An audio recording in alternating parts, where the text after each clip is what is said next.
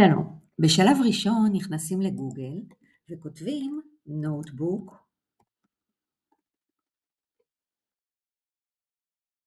LM באנגלית. לוחצים על האפשרות הראשונה, גוגל נוטבוק LM, ואז נפתח האתר. אנחנו לוחצים על יצירת תיקיית נוטבוק חדשה, וכאן יש לנו שתי אפשרויות. או שאפשר להעלות מקורות משלכם, מקורות שנמצאים במחשב, או מקורות מוכרים לכם, או שאתם מחפשים את מקורות המידע בתוך נוטבוק LM. אני ממליצה על זה חיפוש מקורות.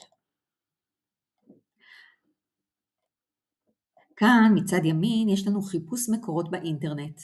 כאן אתם לוחצים על הנושא המבוקש, למשל מנהגים בחנוכה,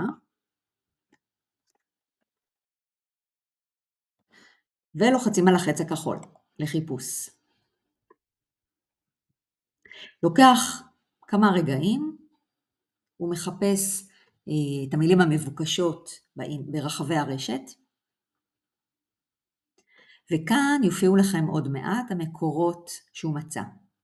כמובן שאתם לא חייבים לבחור את כל המקורות שהוא מצא, אלא לעשות איזושהי עבודה של סינון.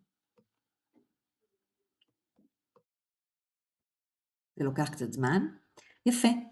הפעולה של חיפוש המקורות הסתיימה, ואתם יכולים להיכנס ממש לכל מקור ולבדוק מה כתוב בו. אם אתם מעוניינים בכל המקורות, אתם עושים ייבוא, וכך הנוטבוק, המחברת הדיגיטלית שלכם, משתמשת בכל המקורות האלה. אם אתם רוצים להבין אם המקורות האלה רלוונטיים לנושא שבחרתם, כאן אתם מקבלים איזשהו סיכום קצר על המקורות שלכם. חשוב מאוד לקרוא את הסיכום הזה על מנת לראות שבאמת הם מתאימים לנושא שאתם רוצים שהפודקאסט שלכם יעסוק בו. לאחר מכן אתם עוברים לסטודיו. בתוך הסטודיו יש לכם המון אפשרויות. היום אנחנו נתמקד בסקירה קולית. אז כאן לוחצים על העיפרון בצד ונפתחות לכם כמה אופציות. כאן יש לכם התאמה אישית של הפודקאסט שלכם. אם אתם רוצים תקציר, אז תקבלו סקירה קצרה שתעזור לכם להבין את הרעיון המרכזי שעליו אתם רוצים לדבר. אם אתם רוצים דיאלוג בין שני מנחים, דיאלוג מאוד מעמיק עם ירידה לפרטים, אתם לוחצים על הפורמט הזה, יש לכם גם ביקורת או דיבייט. ברירת המחדל יש לכם, ואם אתם רוצים אורך קצר יותר, אתם משנים לפה, לאופציה הזאת.